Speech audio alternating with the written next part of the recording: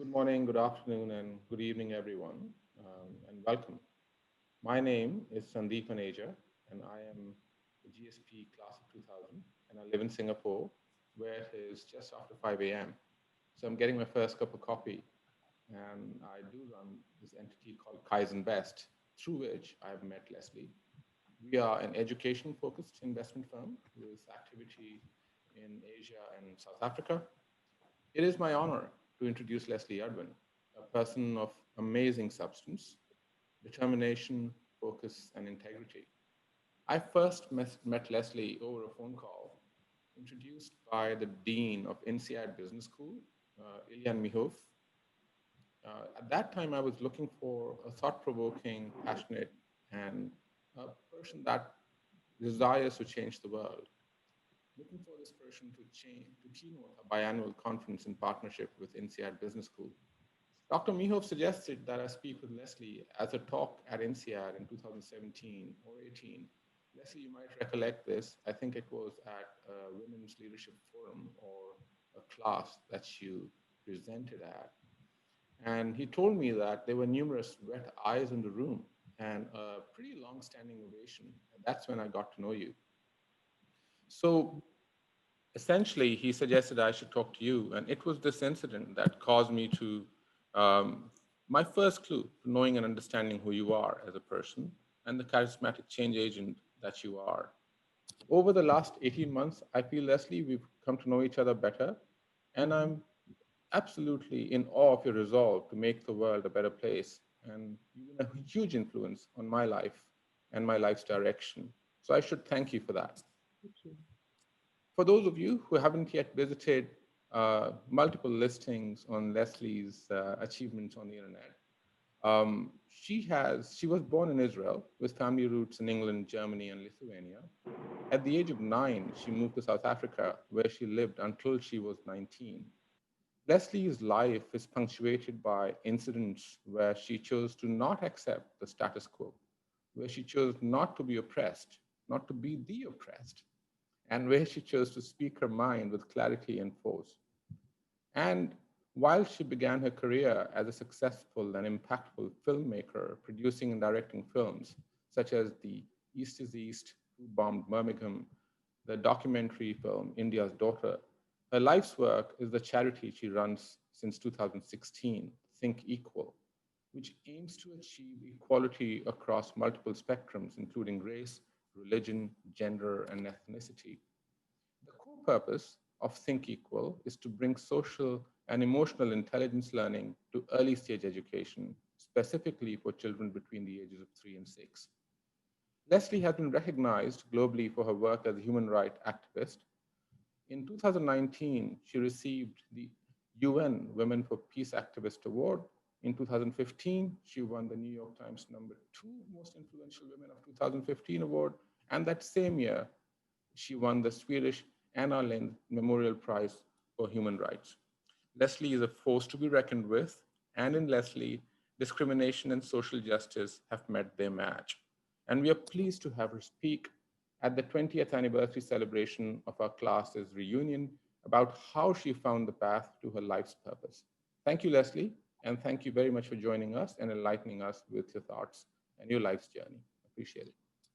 Thank you, Sandeep, for beautiful, eloquent, and very, very kind words. I'm really honored to be here and I'm thrilled to be here. I absolutely love communicating with people who I have no doubt have the same kind of drive and passion and thoughts about changing communities and the world for the better. And I think the one sort of theme that I'd like us to all bear in mind, and I think it's very fitting as well with the zeitgeist of what we have just lived through in a year that has forced us to recalibrate our values and rethink what it is we're actually doing on this earth.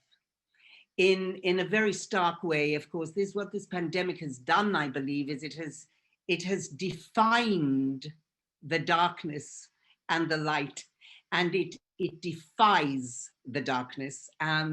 And it's no coincidence that so much has come to the fore in the world.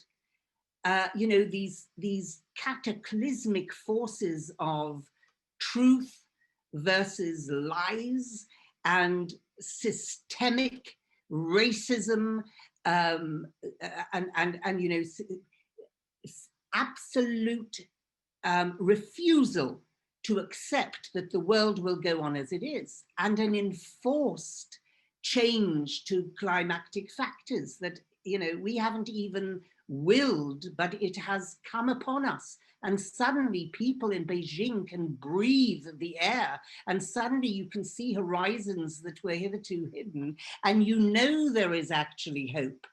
So it's been an extraordinary time. And I think the one theme that I'd like us to have foremost in our minds, and certainly in my mind as I speak about my journey to this point, which I've, you know, I'm honored to have been invited to do, is purpose.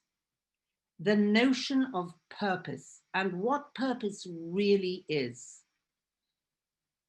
I want to start with my first and pretty much my only early memory. I don't remember much about my childhood growing up in Israel, but there is one image that is stark and vivid that I do remember.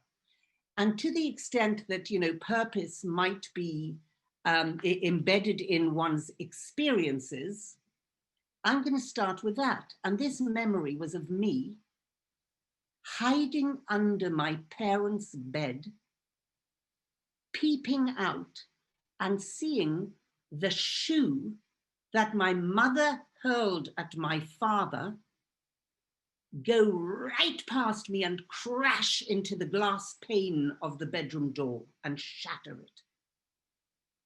That's my earliest memory. A woman throwing a shoe at a man in fury. I actually think that's not a coincidence. I think I've seen that action and relived it a number of times in the course of my life. The second time I had a déjà vu of that feeling was when I sat at the age of 11 in a sort of a Bible class, a religious education class. My father was an Orthodox Jew, and I consider myself to be Jewish, although I'm not a practicing Jew. My religion is people. My religion is passing the baton on to the next generation and making this world a better place for my having lived in it. And that's the only thing that I serve, and the only thing I believe in. I believe in the energies of the universe coming together to do good, and I experience that almost every day of my life. I mean it, I really do, in palpable, vivid, real terms. But I don't believe in a higher being. I might have done. When I sat in that classroom of that Torah class, as it was called, it's the religious education class, we were studying a particular prayer that day. And this was actually in South Africa, where my father had taken me to at the age of 9. Now, Hebrew was my mother tongue, so I could read that prayer and know every word, the meaning of every word. And in this class, we're reading this prayer, and the rabbi is talking about it, and I'm actually reading the prayer and understanding the prayer. And I come across a phrase that stops my heart. This is the dawn prayer. It's called the Shacharit. It's the prayer that men say at dawn. And I read this phrase which says, I thank God that he did not make me a woman. That's what it says, word for word. And I was so hurt. I was so angered by this. I was so nonplussed and thrown that the second this lesson was over, I ran out into the grounds of the school in search of Rabbi Tanzer, who was the religious head of the school. And I went in search of the corpulent Rabbi Tanzer. And I found him in the grounds and I ran up to him and I said, at the age of 11, I said, Rabbi Tanzer, I've just discovered what you men say in the morning when you say your shacharit prayer. I thank God that he did not make me a woman. And Rabbi Tanzer started spluttering a reply, sort of, and before he could get a word out, I said, so Rabbi Tanzer, you can take your Jewish Torah and shove it up your ass. And I was expelled within 5 minutes. Now, to me, that was the right thing to do. It matters not that it was insolent. It matters not that it was disrespectful to someone of faith. What matters is that is an unacceptable tenet to say that any man should be happy that he is a man and not a woman is absolutely unacceptable. And as young as I was, as insolent as I was, I'm proud of that response, because that was me saying for the first time, I am not accepting this. And if there are consequences, that's fine. You do what you need to do. But I'm not having this. I'm not putting up with this. And I think that was a sort of preparation for me for the rest of my life. Now, what happened then was a whole interlude of what I wouldn't call a purposeful life, but a life that was determined, ambitious, absolutely, I mean, without admitting any other possibility that I would do anything but become an actor of note. That's what I wanted to do. That was my purpose, as I thought, in life.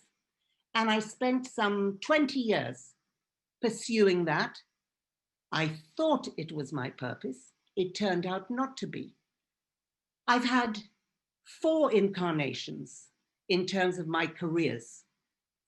So I started off as an actor, and actually a very successful one. I played all the big roles at the Royal Shakespeare Company and the National and the Royal Court. Lady Macbeth in a very famous production of Macbeth, and Chekhov's 3 sisters, Masha, and on it went. And I was the most selfish, self-obsessed, ambitious. All I cared about was getting what I wanted. And I would be disgruntled every time I saw someone get a part that I wanted, and why did she get it and I didn't? And that was no life. That was no life, as I later discovered. But at the time, I thought this was my purpose. Now, first of all, before we go any further, I think we should talk about what does purpose really mean? I think that one can very casually say, my purpose is to do well in business. My purpose is to become an actor. My purpose is to become a politician. For me, those are not expressions of purpose. They are expressions of strategy and planning. They are expressions of, this is what I propose to do. Purpose for me has to do with things that are outside of ourselves. It's not about what do I propose to do or want for me. It's about a meta purpose. What is my purpose in this place, on this earth, amongst this community? And that to me is not the only, obviously, but that to me is the true, the higher order of the meaning of the word purpose. And before we move on to sort of my next micro chapter, which is, the next incarnation of what I then thought my life was about, when I left acting, I want us to run a poll, actually, if we can, Jessica, just to hear, so that all of us just have a thought about our own purpose, And here are the questions. Let's just answer them and see what we come up with. Amazing. Wow. Surprising. Quite evenly spread there. So those who say I had a purpose in mind and it worked out. So you're still on the course of that purpose you had then, 22%. Okay. 28% had a purpose, but it turned into something else. No, I did not have a purpose in mind at the time, but now have 16%, and the majority did not have a big purpose in mind and now looking for one. That's amazing. It's not as I thought it would turn out, actually. I would love, Sandeep, do you want to comment on that? While I just plug in and make sure I don't run out of battery. Yeah, why don't you do that, Leslie? Thanks. Pretty interesting, because it's nice to see that a lot of people do care about purpose and are looking for one. Yes. That is a big deal. And I don't think everyone was able to vote. I think only the participants were able to vote. The moderators were not. Good. Are you plugged in? I'm plugged in. Thanks so much. Well, that's fascinating.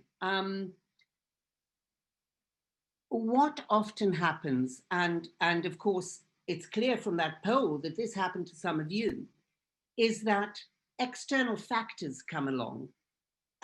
Purpose isn't only something that, you know, rests within and then stays there and is nurtured and somehow grows and is linear. Far from it. I mean, my 4 changes of career in 40 years or so clearly show that things have come in from the outside, and I think the art is to be open to them, because a lot of us are programmed with this notion that actually the purpose of existence is accumulation of wealth. You know, this is the biggest, I think, break on ourselves as human beings, certainly as humanitarian human beings, and indeed on our own horizons, because we somehow feel, and you know, sometimes it's men who are programmed that they have to provide. So they have to stick with this role of, I got to make sure that this family is okay, that my kids can get to university, that we live in a big enough house, and it's a terrible burden.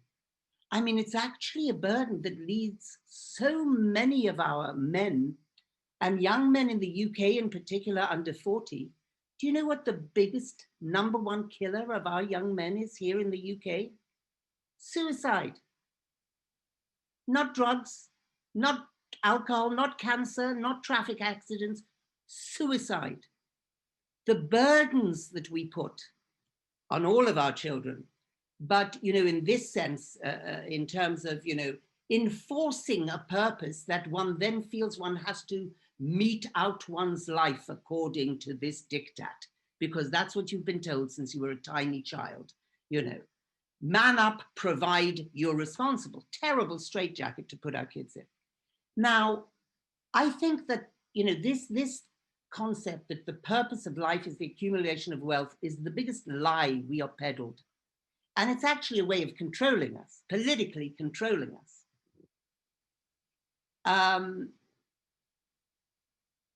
What happened to me at a certain point when I was almost at the pinnacle of, I've got to win that award and I've got to get that, and that whole kind of acquisitive, greedy, acquisitive life that I was leading as an actor, was that something cut across my life that was completely arbitrary, had nothing to do with me. The house that I was living in, the house I'm still in today, was suddenly bought by an unscrupulous psychopath landlord.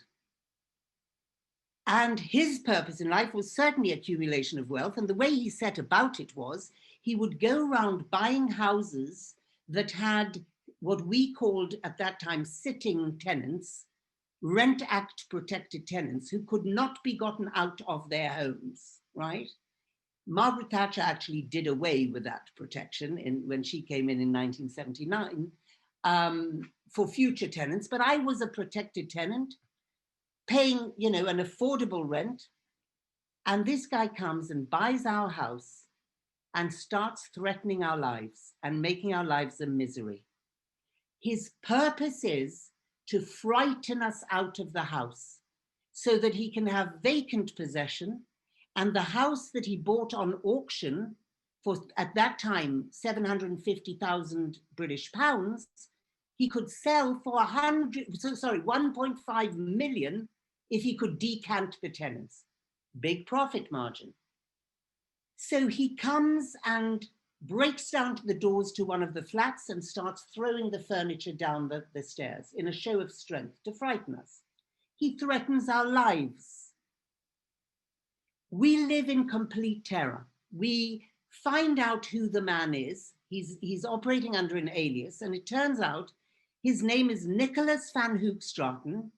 He has been in Wormwood Scrubs prison for 5 years for throwing a hand grenade through a tenant's front window. And this man turns out to be our landlord. He cut off our hot water and heating. We lived for 2.5 years with no hot water and no heating. And the first person to leave in terror was a solicitor, Anthony Randall, who lived upstairs here in flat 12. And I thought, oh my God, if he is leaving and he's a solicitor, he knows something that we don't about the law. And this is terrifying. But that same spirit of that little girl who told Rabbi Tanzer where he could shove that awful statement, right, would not yield. I thought, if this is the kind of world I'm living in, where this guy can get away with this behavior, because what I failed to tell you is every tenants' rights worker said, leave, just leave. This guy has multiple houses in Brighton and the Southeast. He's a multi-millionaire. You will never win against this man. And he has no regard for the law. He won't, you know.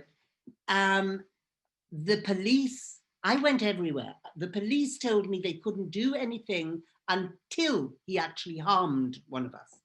Then they would be able to do something. I went to the House of Commons and met with our local MP, Sir Brandon Rees-Williams. He was so full of, I won't say the word, he was so full of it. He actually said, in this way, he said, I think you'll find we can nab him. I said, what are you talking about? Nab him? The police have told me they can't do anything. The local housing action centre have told me that the only recourse to justice we have is the Protection from Eviction Act, and we will never win that because you have to prove intent to evict, which is a total misnomer. How can you prove intent? It's unprovable, right? I said, we have nowhere to turn. You are our MP. It's your duty to help us. And you can only tell me you can nab him. I was rushing for him when Jules Eagles, my neighbor, pulled me off, literally. I was so angry. Anyway, to cut a long story short, every single man in our building fled in fear. Now, they will tell you, and I believe, that it's because they took the threats of violence very, very seriously. I took the threats of violence seriously. I walked around for 6 months with a kitchen knife in my handbag. I was told by the person who identified him to the tenants never to go outside without looking to left and right, never to cross the road if there was any stranger. We lived like that for 2 years, right? But I refused to accept it. So I went to Stephen Sedley QC, a very radical barrister, and I begged him. I said, look, we have no money. I was a working actress. I had no money. I gathered and said, help us, please. You have to find those bits in the law. I gathered together 4 other houses in the same borough who were experiencing the same problems with the same landlord and mounted a political campaign to shame the council into doing something about it. And managed to persuade a group of really tough, cynical, the borough solicitor, the head of the section of the council who had to deal with this, who really didn't want to do anything about it, because for them, landlord rights are, the ones to uphold anyway within British law, and British law does do that. And they just didn't want to know. They said, look, we can't do anything about this because there's never been a precedent for it. And the precedent that they were talking about was a law I had found, which, because I sat reading housing law for 12 days and nights, actually in this very kitchen that I'm sitting in now. And this was in 1984. 1984, that's like 40 years ago nearly. And I found this law that to my layman's eyes meant we could force the council to make a control order in respect of the management of the house. And then leading on from that, there was compulsory purchase legislation, which could allow the council to force the landlord to sell into their socially responsible ownership. That's what I was gunning for with these additional houses I'd gathered. And Stephen Sedley QC helped us by finding a local law that meant that they had a duty to protect their borough residents. Together with those two pieces of legislation, we forced them to take this case to the High Court of England, and we set a legal precedent. So when they come and say, you can't do this thing because in England there's no precedent for this and British law works on case precedent, there's always a precedent to be made. That is touching on the hems of purpose. And quite quickly, this became something that had to change my life, because I couldn't just move on from that 2.5-year battle and experience. I now had a victorious precedent that I had to use for the benefit of others in the same circumstance. Otherwise, what was the point? So at that moment, I turned from actor to producer, because suddenly I was in charge of the narrative, the message. And that's the difference. As an actor, I was a vehicle through whom someone else's message was being spoken. As a producer, I became the bearer of the message, the custodian of the vision and the message. So that for me is when my life changed and became bigger. Now, I made another film after that. Sorry, I made a film of that. I haven't even told you that bit yet. So I then said, okay, in order to disseminate this to the widest number of people so they can be inspired to not give up at the first sign of, everyone telling you it's impossible, and to not despair and to have the courage to stand up, I have to make a film of this, a television film, so that others can hear about it and see and be inspired by it. Okay.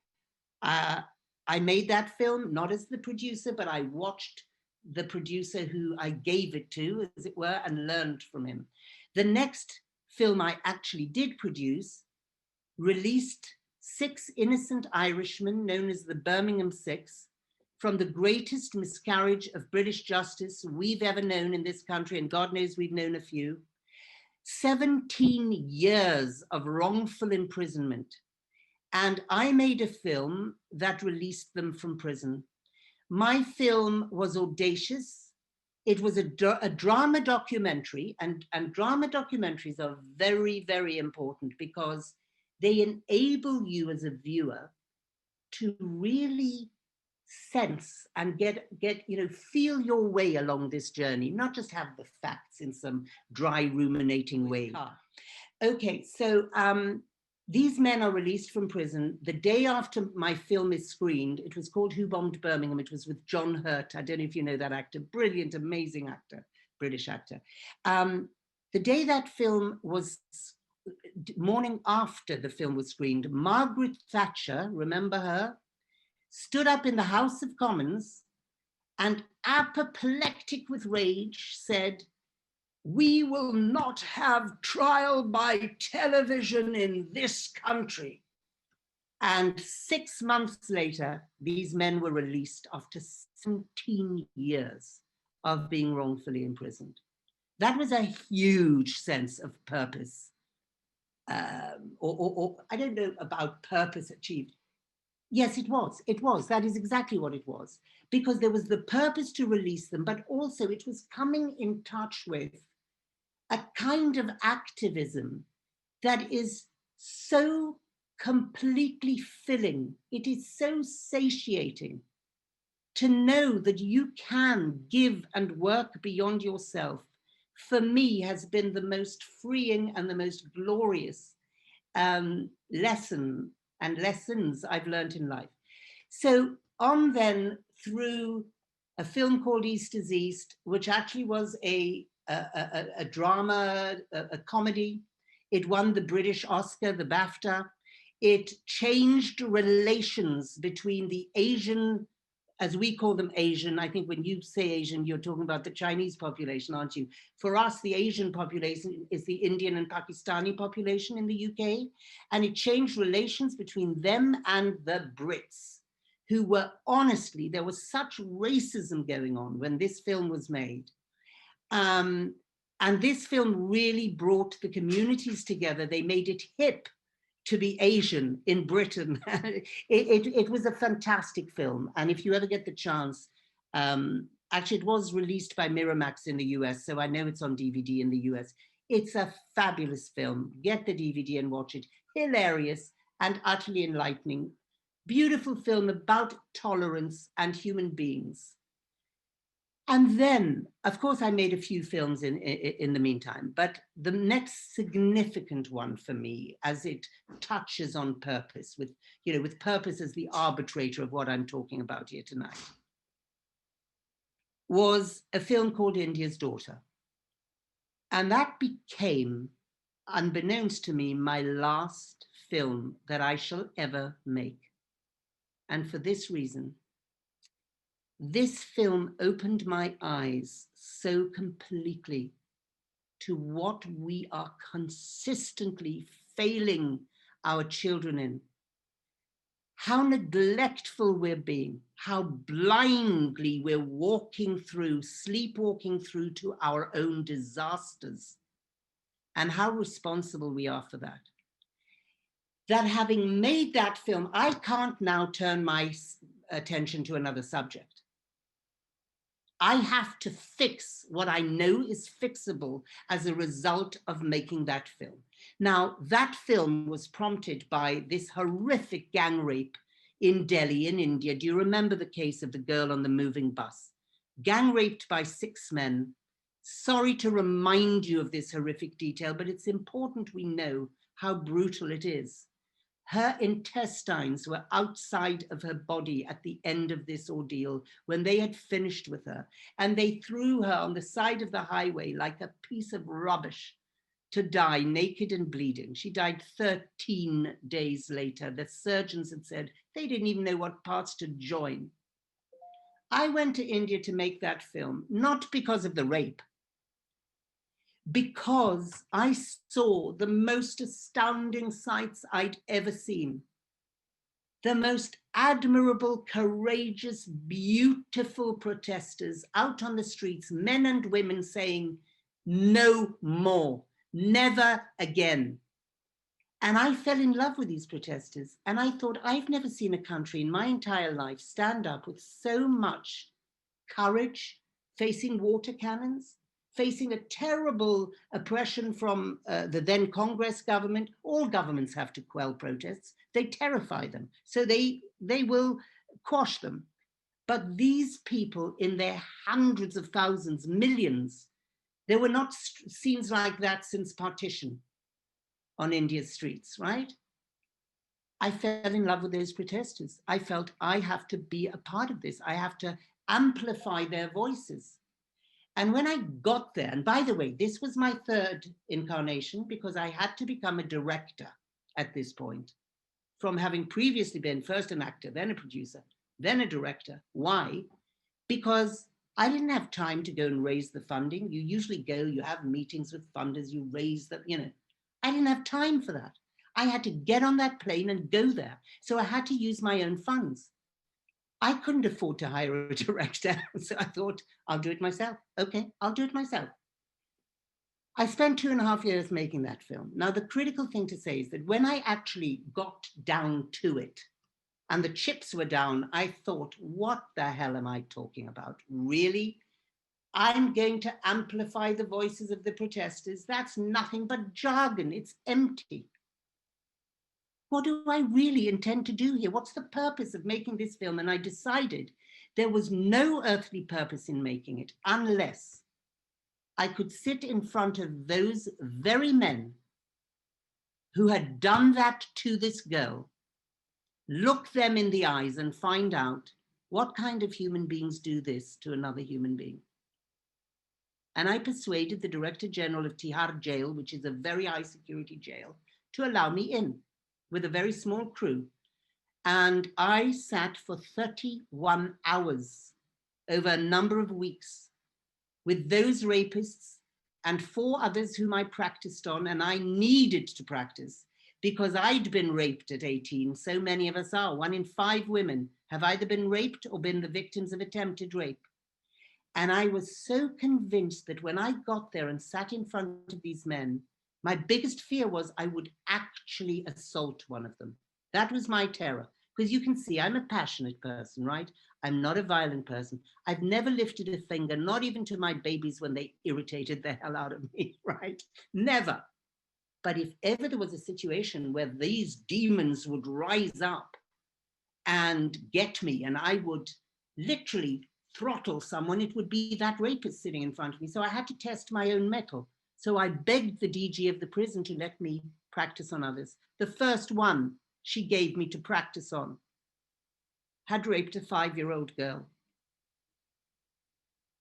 and justified why he did it. He told me what allowed him to do it. And I'll tell you word for word what he told me. He said she was a beggar girl. Her life was of no value, with a half smile on his face. You see, we are responsible for these atrocities. That is what I came to understand, because we've taught them how to think.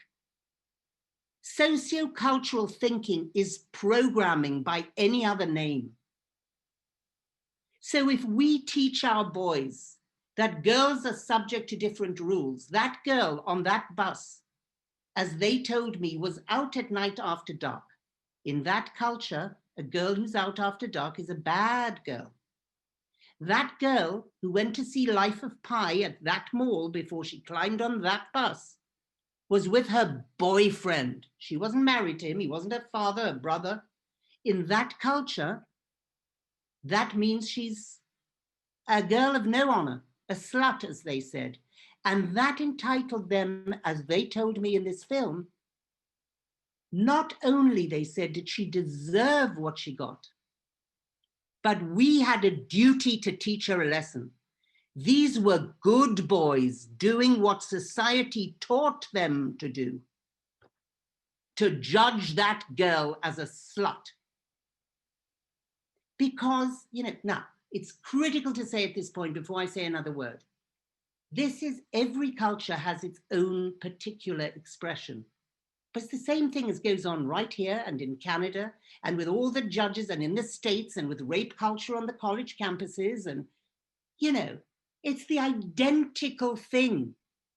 It just has different degrees of expression, and it is slightly different, of a different character. The guy who raped the 5-year-old, that little 5-year-old had a double whammy. She was a girl, which meant much lower value. She was a beggar girl. She was a Dalit. She was an untouchable of the lowest class. She was a cockroach to stamp out. How is this different from the Hutus and the Tutsis? Before that genocide, do you remember the Hutus? The Hutu regime ran a 6-month propaganda campaign on radio calling the Tutsis cockroaches and dogs. to prepare the Hutus for this genocide. In the Second World War, the Jews were vermin and rats. Those who are the infidels, who deserve to have their heads cut off because they're of no value, they're non-believers. Whichever way you cut it, whichever way you look at it, the truth is this: it's not the violence that is the disease. It's not the violence that we should be wholly focused on dealing with. It's the disease itself. The violence is the symptom of it. The disease itself is the discriminatory mindset. And until and unless we root out and change the mindset, we are going to go around in circles and get nowhere. That is what I discovered as a result of making this film. And for me, all of my eyes and the whole spotlight fell on education for the following reason. I kept remembering that Nelson Mandela had said that education is the most powerful weapon we have to change the world. And then I examined these rapists I'd interviewed as far as their education is concerned, and I came to realize that only one of them had finished secondary school. So I thought, this is significant. This has to be significant. It cannot be that this is a coincidence. Then, having formed this quite lazy idea that their lack of education had something to do with the brutality of their actions, within 2 weeks of that, I'm sitting interviewing their entire legal teams. They had 2 teams representing the 6 or the 5. One was a juvenile. Those lawyers, I wish you could see them. And actually, anyone on this call who wants to see the film, I'm more than happy to send you a link. I'm not meant to send it out digitally because but I'm more than happy. I will send you a link. It's a very important film to see. You get it so clearly from the film. The lawyers made the rapists sound like angels. If I tell you, you'll see it yourselves. One lawyer said, if my daughter behaved like that girl on the bus, I would take her home to my family, and in front of my whole family, I would pour petrol on her and burn her alive. And he meant it. He meant it. So what is education? That became my quest. And that has become my true and only purpose in life. And I know there won't be any other meanderings, because what I have to do is going to take me more than my lifetime itself. What I've decided as a result of that film is that we have a missing subject, a missing third dimension to education. Numeracy and literacy go so far and no further, and they're all geared towards the labor market. What about the preparation of our children for a life of dignity that respects the dignity of others? What about a life that empowers our children with well-being, prepares them with the tools they need for the foundations they need for positive outcomes in life? Who is teaching our children to love, not hate? When I looked through Nelson Mandela's body of work after, the meetings with the lawyers, and thinking, my God, that's not the kind of education Mandela was talking about when he was, talking about the education that is the most powerful weapon to change the world. So what was he talking about? What did he mean by education? Well, I found it in another one of his speeches, actually, where he said, no child is born hating another human being on the basis of the color of their skin, their gender, their religion, any other factor. A child has to be taught to hate. And if he can be taught to hate, he can be taught to love. And that is what I'm now giving my life, every waking minute of my life, 7 days a week, 18 hours a day, with the greatest joy, to doing and pursuing, to teach our children to love. Now, we cannot do this with frameworks and campaigns and conferences and speeches. It's a nonsense. We've been doing that for decades and nothing has come of it. The Convention of the Rights of the Child, the Declaration of Human Rights, 48, 24 years and decades ago. Nothing has happened as a result of those. They say education should be directed to the whole personality of the child. You show me where that's happening. So our purpose is to bring this new subject, which we've created now, 30 weeks on 3 levels, each level age appropriate for the 3 to 4-year-olds, the 4 to 5-year-olds, and the 5 to 6-year-olds.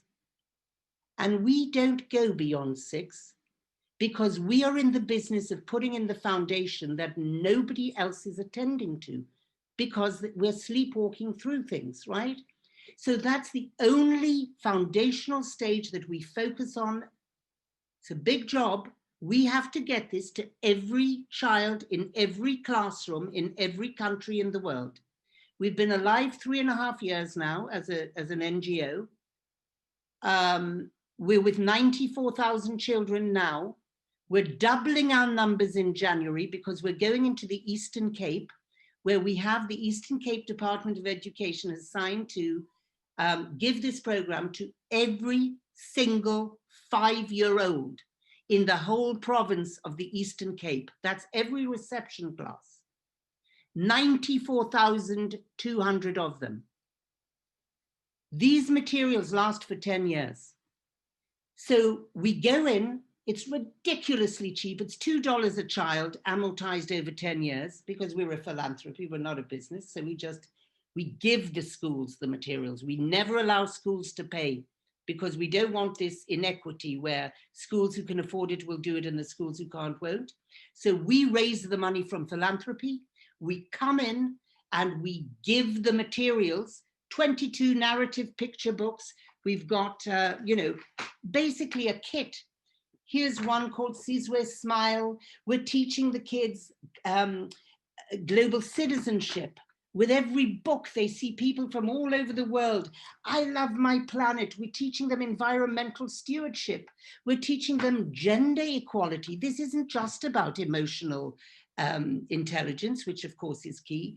This isn't just about mindfulness, which is key, but we teach 25 competencies and skills without which we say our children cannot grow up to have assured pro-social neuropathways. That's what we're doing effectively. We're creating pro-social neuropathways in the developing brains of our young children, when the foundation is possible.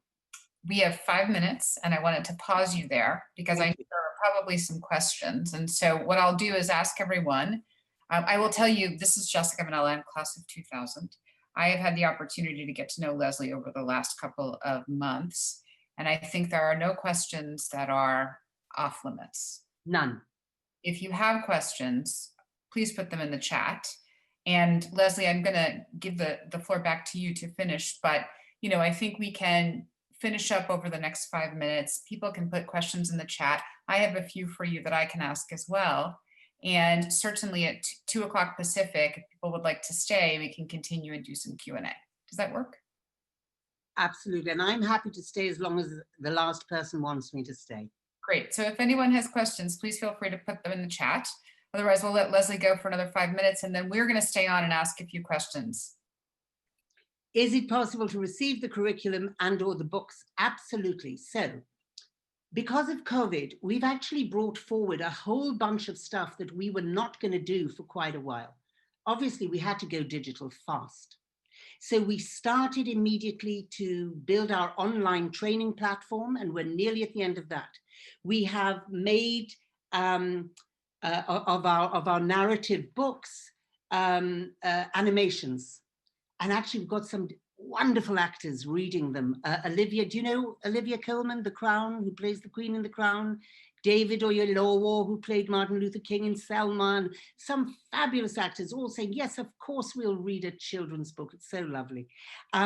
On our website, which I'm now going to put in the chat, hang on a sec, www.thinkequal.org. When you first go on the website, you'll see a banner that asks, are you a teacher or a parent? You can log in as both. All you do is put in your email ID and we'll automatically send you 6 weeks worth of the program. So you can see the books, the resource booklet, the lesson plans, which are prescriptive. That's very key. I'm going to talk about that in a minute, actually, because that is so key. We wouldn't be able to do it without that. We wouldn't be able to scale or replicate without that. And you will find there these 6 weeks. One of them is a book we wrote specially about the pandemic with the World Health Organization in April, as soon as the pandemic hit. So we've been really responsive. We've created an adaptation for refugee settings, and just finishing that now. So we have done more in this year than we've done in our last 3 years in terms of, you know, the activities. But in terms of getting the whole curriculum in the books, the way we work is the cost of the program, because we always want the books to go in hard copy form. We're not happy to have digital versions of this floating around and being diluted with people saying, oh, I do think equal, but they haven't been through the training. They haven't signed their pledge that they will do every one of the lessons in order. These were designed by Sir Ken Robinson, the two co-founders of Yale Center for Emotional Intelligence, Dr. Mark Brackett, Dr. Robin Stern, neuroscientist Professor Richard Davidson from Wisconsin-Madison University. The Dalai Lama has co-written 8 weeks worth of these. I'm not having people say they're doing Think Equal and do a bit of it here and a bit of it there. You don't want to do it, don't do it. But don't do it in part. And so we have to keep control of quality. We have to ensure that every teacher or youth, because you don't have to be a trained teacher to teach it, that's where prescriptive comes in. If you as a teacher are given all of the instructions and our focus is on the children getting what they need to get, right? In other words, the teacher has her resources, and with her resources, the teacher is teaching the kids that we are all brown, every single human being on earth. There's no such thing as black and white. It's actually a misnomer, because if that girl was white, then can anyone tell me what's the color of the paper on the side of her portrait? We're teaching this to our 3-year-olds in the first week of this program, right? If this girl is black, can anyone tell me what color her hair is? So we are teaching our children the factual, observable truth. We're teaching them to be critical thinkers. They draw on a little hand that they've drawn the outline of, a light brown color with a brown pencil. The same brown pencil draws a dark brown color. A black pencil draws a black color, and they then match the colors up. And what they see is that this girl is light brown. That's what matches her, not the white. And this girl is dark brown. That's what matches her. Why is this important? It's critically important because within a couple of years, they're going to start learning the place where culture and language meld. And they're going to learn those metaphors that are going to decimate their self-esteem, like the black heart of the villain, the black sheep in the family, the black heart. You know, what are we doing to our children, for God's sake? Leslie, I'm going to pause there. Them. Sorry. More questions. No, not at all. We're right at 2. So what I'm going to do is invite people to stay, and then just let those people who've set aside an hour and who can't stay know, thank you for being there. Please feel free to leave if you need to. Please feel free to stay. We're going to address the questions that are in the chat, and you can add some more. So I'll say a formal thank you at the very end, but just a quick thank you to everyone who's been here, and to Leslie for being, completely honest with us and starting with this reminder that we are in a year when the world has completely changed, and also letting us know that there's always a precedent to be made and that we as individuals can do that. And so with that, I will invite those of you who need to go, and then Leslie, let's move on to the next question. Great. So to what do I attribute my fortitude, and how can we cultivate it in ourselves and others? That's the most difficult question I think I've ever been asked, because I honestly cannot tell you why. I am fearless. I know I'm fearless, and I don't know why or how. It's not that I'm reckless, far from it, but I'm fearless. And is this nature? Is it nurture? I just don't know. My father was incredibly controlling. He was so disappointed in me. I did everything he didn't want me to do. But I've never had any fear about standing up, because I think at the end of the day, I know my heart is pure. Now, this is it's not a very kind of helpful necessarily or scientific thing to say, but I know my heart is pure. And in pursuit of what I now know to be the good of people and communities and the next generation beyond me, I'm fearless. There's nothing I won't do. How do you teach other people, or how do you suggest to other people to address their fearlessness or embrace their By honing their passion and by honing their purpose. Because at the end of the day, you need to be steadfast in what you're doing and why you're doing it. And if you are those things, then how can you be afeared of someone who doesn't agree, or authority, or there's no such thing. There is only goodness. There's only you and your purpose and the beneficiaries and the target audience, if you like, that you need to reach. And it's between you, and you will do it. I mean, we inspire our teachers in a way that fills them with purpose that they didn't even know they had. But good is so much more powerful a force than evil and egoism and indifference, because that's the biggest thing we have to fight against. I think the real enemy is a sort of the Pope, who, by the way, we partnered with, extraordinary revolutionary heart, amazing human being. I've met him 4 times now. He wrote something called Laudato Si, which you should all read. It's his encyclical. And in it, he uses this chilling phrase, which I believe is our true enemy now, the globalization of indifference, he calls it. That is what we're really fighting against. So if you hone your purpose, and that is a purpose that is beyond yourself, of course you'll be fearless. You'll be, who can withstand that? Thank you. It's also, it's got its own kind of charisma to it, People do like ultimately to see that passion in others. They do get inspired by it. Nobody wants to live a mundane, boring life, accumulating wealth while feeling indifferent and selfish. Nobody enjoys that, really. Thank you. Next question, have you tied to the neurons to neighborhoods working team? No, and I'm going to do that now, and I have heard of them. So we will thank you for that, Alison, and we will definitely, I'll get my director of education and I will look into that tomorrow. Wonderful. Thank you. There's a question that's come in that I will ask, and that's really around cognitive diversity. Is Yes. Cognitive diversity on the radar of your work yet?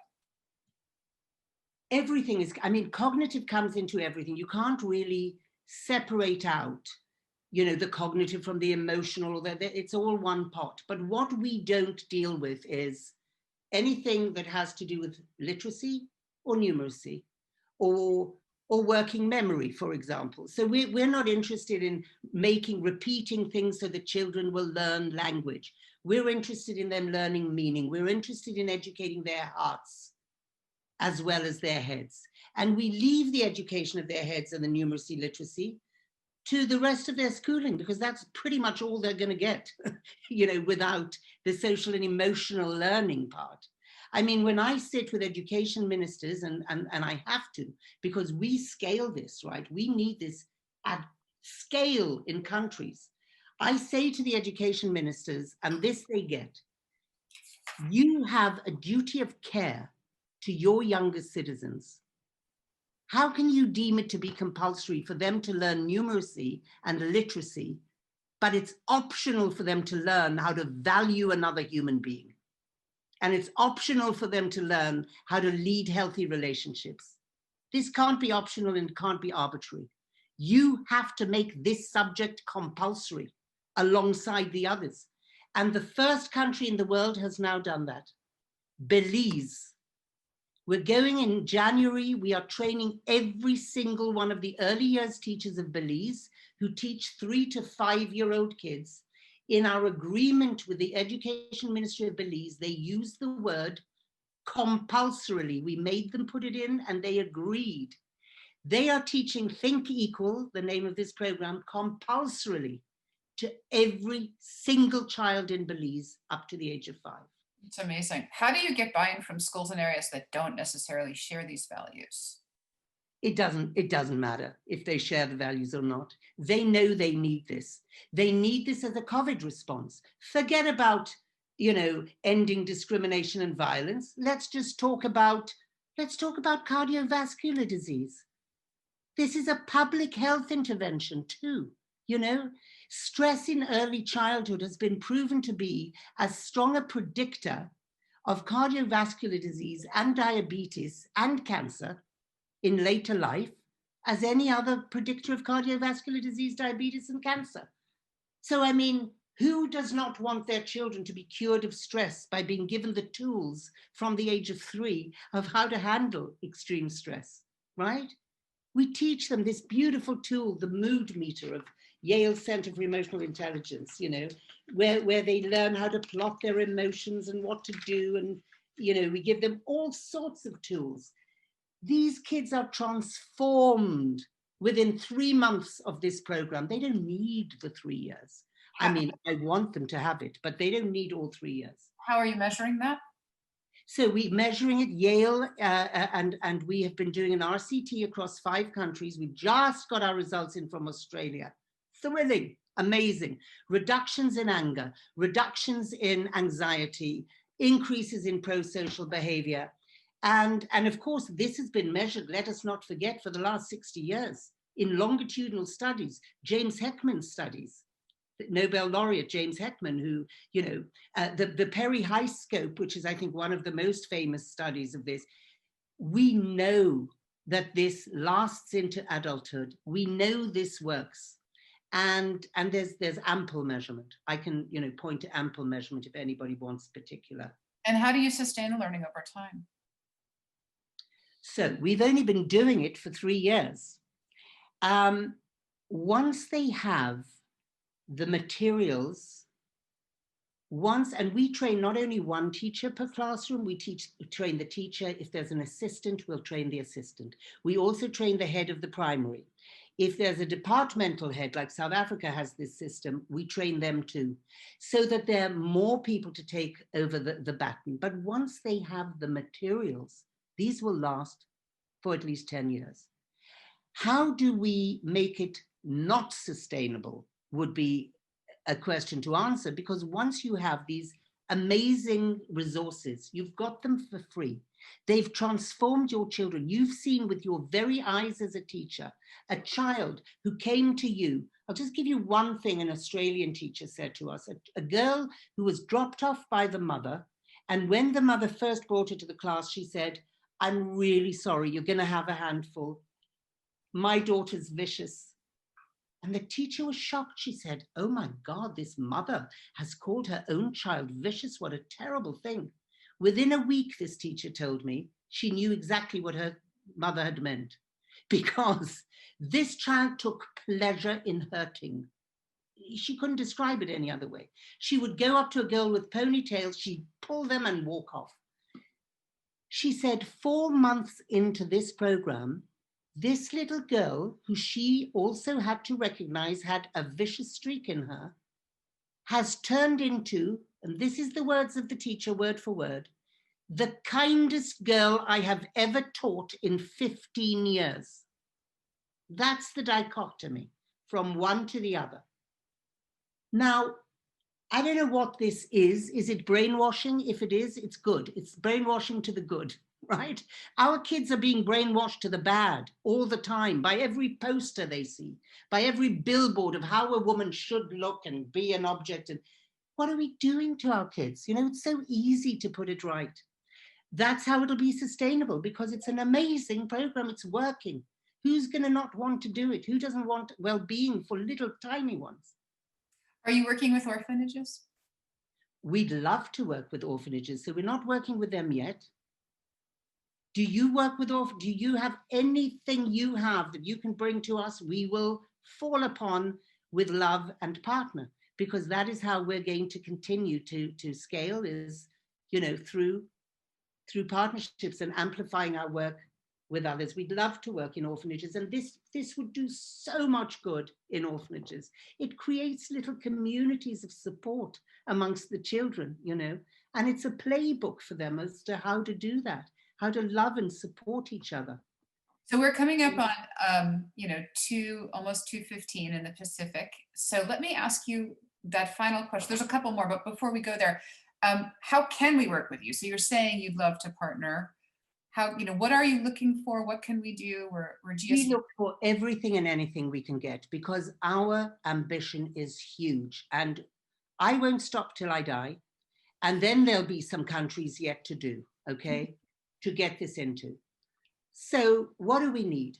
Obviously, the most obvious thing is resources. Anyone needs resources to do this. We need philanthropic dollars to be able to give the kits to the teachers and the children. Governments won't pay for it. They just won't. They're struggling with their own budgets to have enough to build schools. They see other priorities. They're not, you know, for them, they'd rather put budgets into numeracy than social emotional learning. They think that's the parents' job, right? So we have to bring the money to them. Now, we're partnered with UNICEF in 2 countries. In one country, UNICEF's funding us. In another country, the World Bank's funding us, and UNICEF is carrying it out. So we work in all sorts of ways, in public-private partnerships. In South Africa, we've got half the funding at the moment, and I think the other half may well come from a corporate who wants to associate their brand with this extraordinary legacy of bringing, for the first time, this comprehensive, holistic subject in social emotional learning to every single child in their province, where their factory is. Wonderful. That's another way of doing it. Resources, for sure. Then we need actual partnerships. So, for example, you talk about these orphanages. Brilliant. You can put us together with them. We get together. Obviously, we're going to need somehow, depending on how many classrooms, because this goes by classroom, not by children. If you have 10 children in one class or 100 children in one class, you need 1 kit of resources per class. And the cost of a kit is $250 per classroom, including everything, the training, the 22 books, the 90 lesson plans, the 50 odd resources per level, us supporting the teacher for a year throughout that process. So it's ridiculously cheap. You know, getting people to sponsor classrooms would be an amazing thing. You know, saying to people, we've got a 501c3, you're in the States, anybody who wants to give gifts for Christmas, let them get their own child's classroom a kit and give a kit to a classroom that can't afford it, of, you know, a Head Start school or whatever it is. You know, there are so many ways to help and to advocate. People on this call are likely to know politicians or superintendents, or it's critical we do this for our children. This is the only way we're going to turn things around. And, you know, it's for the next generation that we can do that. We can't do it for this generation without years of therapy and thousands of dollars thrown at the problem. It's insane. You mentioned that you could buy a kit, but are there also materials for parents? There are, actually. Now, this is something we've just begun, and the examples that are on the website of the Parents' Home Kit, the books, and from January, we're going to have the animations for parents at home and the home kit of all those 5 activities, 10-minute activities, but 5 activities a week.